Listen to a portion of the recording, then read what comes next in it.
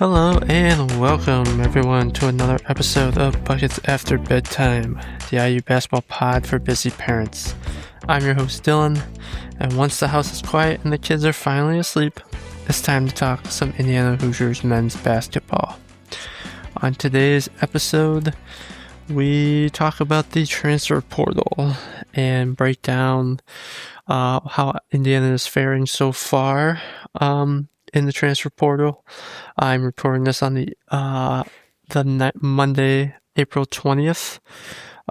So when this episode eventually does drop, there could be some changes, some more additions. But as I speak, Indiana has added 6 new players to their roster. So we'll break down those new players. My plan here is on today's episode, kind of segment 1, just to kind of give my overall initial breakdown takeaways from the transfer portal to date, and then go in more in depth player by player with starting with Markus Burton in today's episode, and then going from there with subsequent episodes. It's been a while since we last spoke. Took a little break there after the championship game, in which we saw Michigan break the Big Ten Conference national title drought, cutting down the nets in Indy. And then since then, obviously, the transfer portal has opened and the Wild Wild West has begun, with the transfer portal set to close on the 21st. And by close, obviously, that's just players who are declaring for the transfer portal.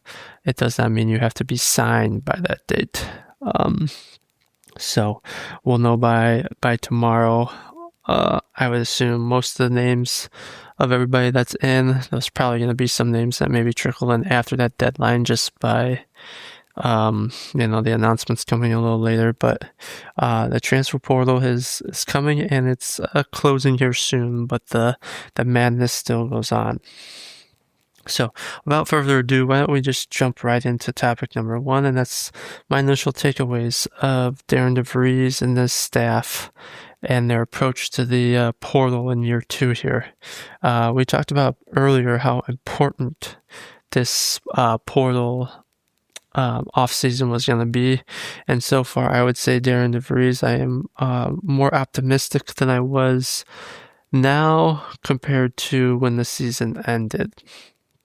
As of right now, 247 has ranked this IU portal haul as number 3rd in the nation. So take that with what you will, whenever you think of transfer portal rankings. They're kind of, in my opinion, kind of like all types of rankings in the preseason, off-season. They don't really always amount to success, and I think that's where a lot of Indiana fans' heads are right now. They are maybe cautiously optimistic, because they've seen the song and dance before. The previous 3 transfer portal rankings per 247 for Indiana have been 10th last year, 2nd in Mike Woodson's final year, and then 15th the year before that. So it's not that Indiana has struggled per se in getting highly talented and highly recruited transfer additions, but they have definitely struggled in getting the results on the basketball court. Why I think, though, that I'm more optimistic about this rendition versus previous ones is just, I think you can kind of see the vision a little bit more clear. I think Indiana is definitely on paper, at least, it looks like they have a clear strategy, a clear goal, and roles that players are going to fill, versus just going out there and trying to find the best players that money can buy and then trying to make them work after the fact, which is kind of what the Mike Woodson approach was. Get as much talent as you can, and then we'll make it work. And he was unable to, and his staff was unable to do that. That's why you had situations where you had Omar Balu and Malik Renew on the same team, despite both needing the paint to operate effectively. Why you had, situations where you get these highly recruited classes of transfer additions, but it doesn't result in any true success on the basketball court because the pieces just don't fit together.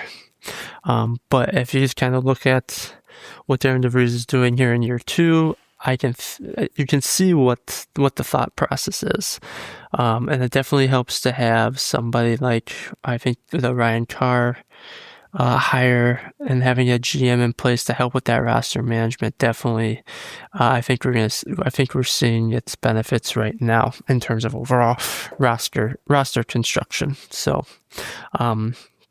what also makes me more optimistic about this approach, when we just focus on Darren DeVries, year 1 between year 2, he clearly is learning from last year's mistakes. And he even said towards the end of the year, he needed a team that was able to physically and from an athletic standpoint be able to compete better at the Big Ten level, at the high major level. And so as you go down the 6 players that they've gotten to date so far, all high major players, all players who have played minutes at a power conference level, no mid majors to date yet. And that's not to say that you can't win with mid majors, but Indiana last year definitely put their eggs in a lot of mid major baskets, hoping that they would be able to make that jump up and contribute at the high major level, and just not enough of those players were able to. And that's why you saw the results that Indiana had last year. This year, clearly, Darren DeVries and his staff made a point of emphasis to get players who physically fit the bill of a high major player and have seen high major basketball minutes. What I also like is in this second approach is he's getting guys who have multiple years of eligibility left. Every single player that that Indiana's brought in has at least 2 years of eligibility. Now that doesn't always mean that they're going to stay that full year. It's, again, in this current landscape of college basketball, nothing's guaranteed, but being able to get that retention and that possibility of getting retention is very important. We see the kind of the formula for winning basketball is you get a good amount of roster retention, whether that's through your high school recruits that you've developed or transfer portal gets that you've received who've had multiple years of eligibility and you've kind of developed under your program. And then you fill in your off-season needs with transfer additions and or high school recruiting, and then you go from there. So, and this last year, again, all the eggs were kind of put into baskets full of players who only had 1 year left, and it didn't work out. So you're kind of left with nothing to really build off of. And so this year's class should not only be better for next year, but the ability to possibly retain a majority of those players and build off that for the following season as well. So I get those fans who want to take the wait and see approach. Like I said earlier, we've seen the song and dance multiple times where Indiana is on these in the top ranked of transfer portal hauls, and it just hasn't worked out. So I think though I can see where this one gets me a little bit more optimistic than the ones in the past. But it is still all on paper. Every school's transfer class, every fan base gets excited for it because it's new, it's fresh, it's exciting. It's essentially, you would think in theory, the team's addressing their needs from the previous season. But yeah, baseball isn't played on paper, it's played on the court, and so you just kind of have to wait and see, and it's up to Darren DeVries and his staff to make these pieces work, get them to gel, get that foundation, get that culture going, because you can have really talented players, but if they're not meshing, they're not gelling, it's not going to work. So I also think we have to, as Indiana fans, kind of alter our expectations here. I'm not looking at this roster and thinking, oh, are they able to be the next, are they going to be able to do what Michigan did last year, or be like an Illinois, or, are they going to make that jump and make the Final Four next year? I would, that would be awesome if they did, but really the expectation should be we got to start building some sort of foundation. We got to be able to walk before we can run. And for a program that's struggled to make the NCAA tournament consistently, that's got to be the goal here. That's got to be when you look at this roster, can this roster do that? Can this roster beat the teams it's supposed to beat in the Big Ten, compete with the top teams of the league on a night in a night out basis, with legitimate shots to win basketball games, finish in the top half of the conference, and be comfortably into the NCAA tournament. Once you're able to do that, and you can do that consistently, then we can start thinking about making that next step and becoming a more elite program. But first, you gotta get to that. You can't just jump over a step. And I think when you look at it that way, and you compare this roster to last year's rosters under Darren DeVries, it gives you a little bit more hope and optimism. And there's still a few spots open. So again, still some work that they can be done, but I think the majority of the heavy lifting in terms of the starter quality minutes and players has already been performed. And I think now it's more of getting those role players, which is very important still. Be able to go 8-9 men at times deep during the season. So still we'll see what Darren DeVries and his staff can do moving forward. All right, let's move on to I want to just talk about each individual player that they brought in. We're going to break this up though into several episodes. So this episode I just kind of want to give my general thoughts of the transfer portal so far, and then go over Markus Burton, and then in future episodes we'll go over other individual players, maybe do a couple players an episode, until we have all the roster spots filled. So, and I wanted to start with Markus Burton because I think he is the straw that's going to stir the drink this year for Indiana. He is a 6 foot, 190-pound point guard from Notre Dame. He is a senior, but he did miss the majority of this last season. Only played in 10 games because of a broken ankle or foot. So he's definitely going to be one who's going to more than likely apply for a medical waiver and more than likely receive that. So you're looking at a guy, again, he's got multiple years potentially here at Bloomington. He's a dynamic scorer. He can score on 3 levels, range, mid-range, and in the paint. He's a smaller stature guy, but despite that, he does a good job finishing at and getting into the paint and finishing at the rim. He gets to the free throw line a lot. He's a great free throw shooter. And he was really a high usage guy at Notre Dame. He was their offense essentially. This is a guy who was the ACC Freshman of the Year. He's 2-time All ACC. Obviously, last season cut short because of a contact injury. So. I know there's some concern there with recovery and all that, but everything I've heard and read up on is he should be good to go.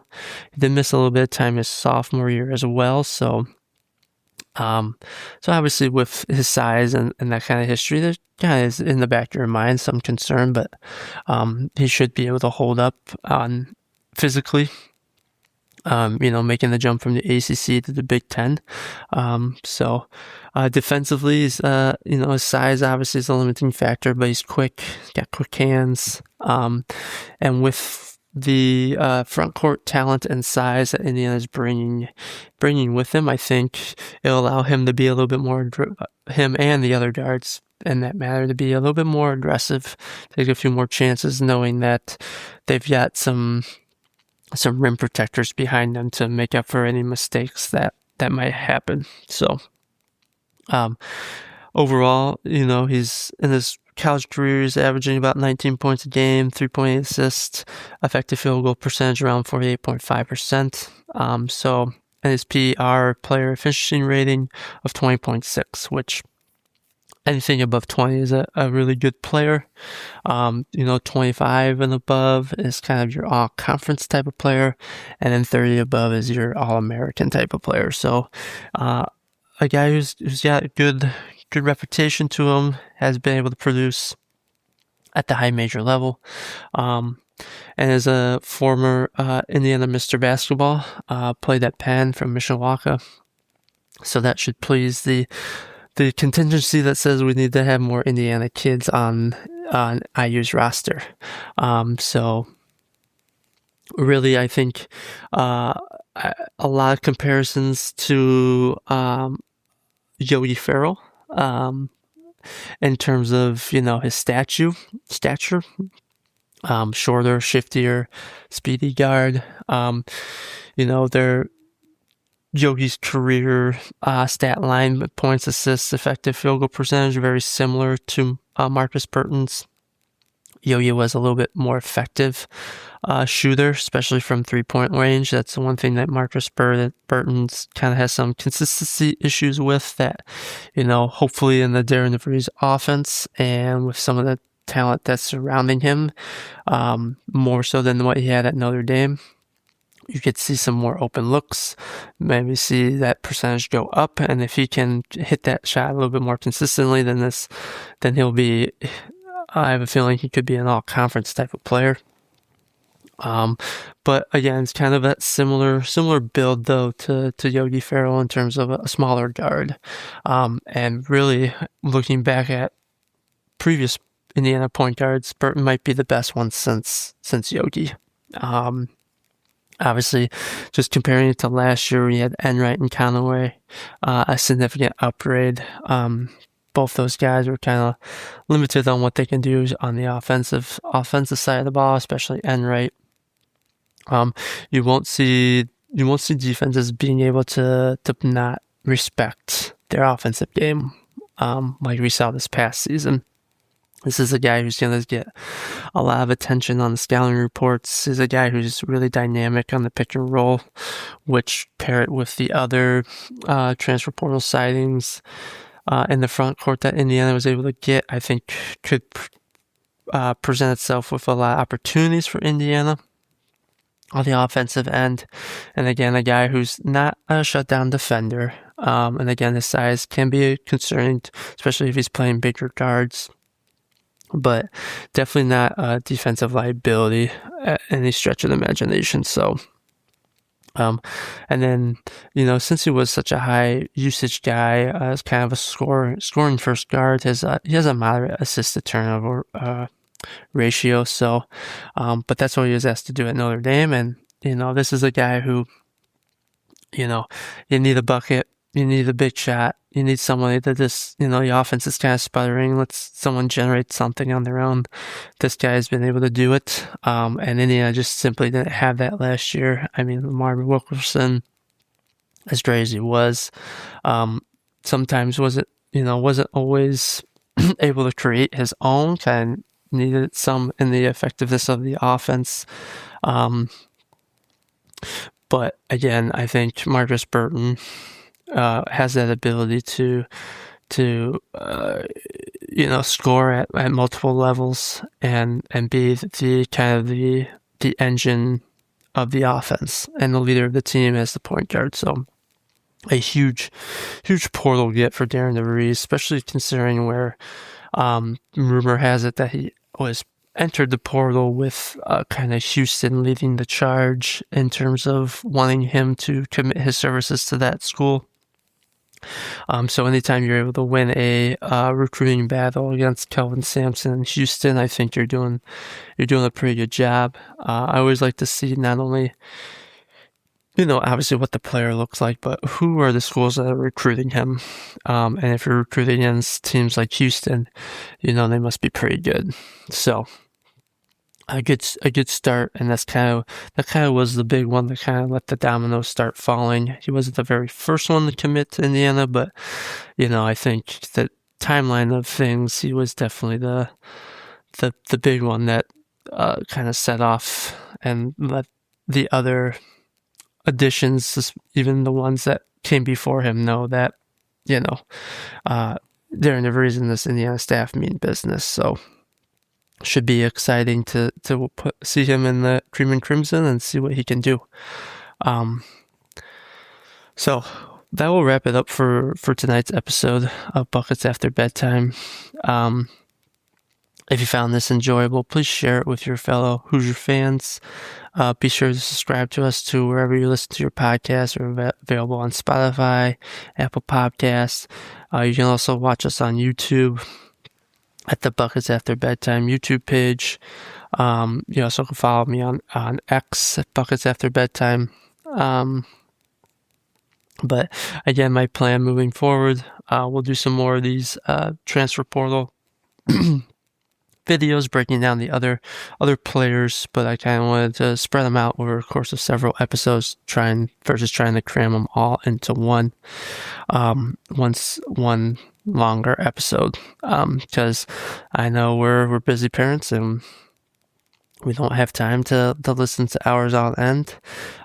So an episode once every night to kind of get your IU fix is what I'm looking to achieve here. So be on the lookout for the future episodes as we break down the other 5 portal gets to date, and then hopefully some more here in the next coming days. So we'll have to wait and see. But as always, until next time, hug your kids, get some sleep, and as always, go Hoosiers.